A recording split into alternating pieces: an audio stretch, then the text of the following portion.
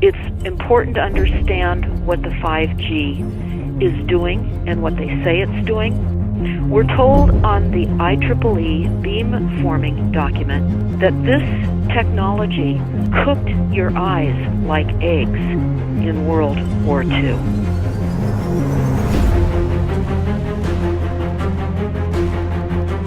And you all need to understand these are military weapons. These are assault frequencies.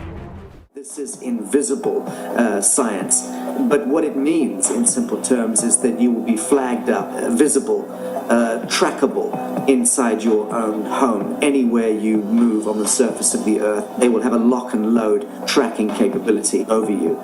You will be visible to invisible masters, each one of us, all the time.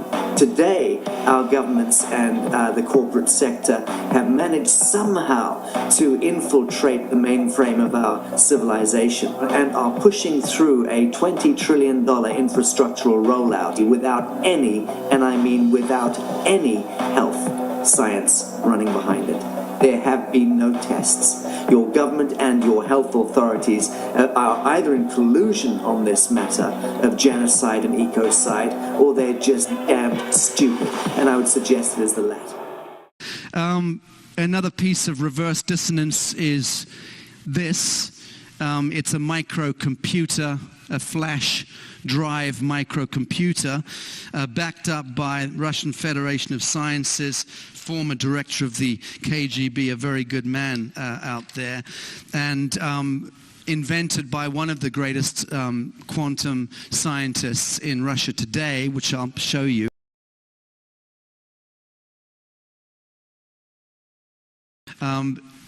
This is going to be published and made available to everyone, so it's got a lot of background information on how this technology works. Alexander Katkov, academician of the Russian Academy of Sciences, and one of the guys behind this technology, and they want the world to have it as quickly as possible. This is a gift to the world. There are members of the military scientific community who are equally concerned, this is his quote, about the dire biological and ecological threats facing humanity with the global deployment of 5G. That's Major General Nikolai Sham, former KGB deputy chairman of the USSR. He also is putting full support behind this getting out to the world. These people know that if 5G goes live in the way it's intended, it's endgame.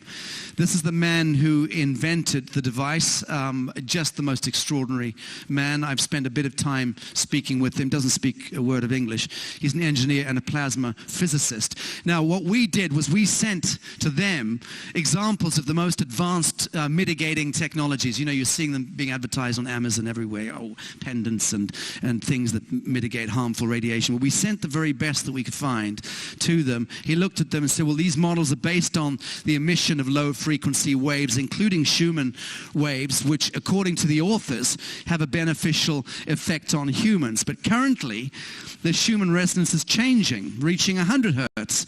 Therefore, this technique was good 10 years ago. The first harmonic of 7.8 hertz, now it does not work at all. It's just a placebo. So be aware, I'm not trying to diss people who are in the good business of shungite and orgonite and all the rest of these remediation and mitigation technologies, but look a lot more closely than you do, folks. We're moving into a different hypersphere of reality right now, and we need if we're going to have a technological advantage against that, it's got to be a lot more refined than the stuff we've been using.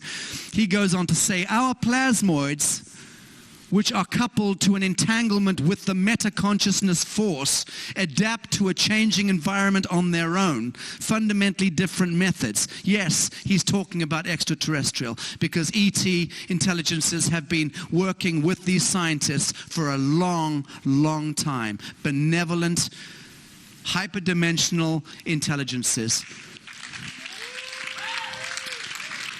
That's what it's called in Russian.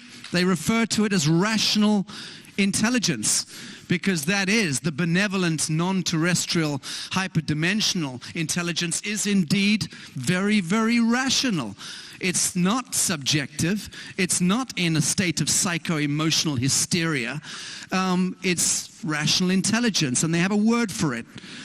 The process of this key is that of converting harmful radiation into useful radiation. The radiation itself does not disappear, but is converted into another form. Detailed experiments on reducing the magnitude of the signal from a microwave source in the range of 1 to 20 giga, on which the structure we created was shown, showed the minimum signal decrease was 14 and the maximum was 54. Okay? When turned off, the radius of action is reduced to the size of the person, which is why you can pull it out the wall or out of the USB port, walk around with it. It's creating a smaller shield, not as big as the one when it's plugged in. But the truth of the matter is, it's powered up on your energy. You don't ever need to charge it in a wall if you just want to carry it on your person. It will constantly have this charge. And we've got laboratories in Switzerland and Germany and Spain this week and last week and the week before running the diagnostics and analytics. They are blown away. This is the new science, people. You're the first to hear about it. The effect is not limited to EMF. There is a powerful positive effect on all physiological and geobiological parameters. I'm going to move on quicker. That's more or less what you're looking at. That is classic coherence, biotransmutation response to 5G, from that to that. Now that is a photograph, the first time it's ever been shown, I believe. You're seeing it here.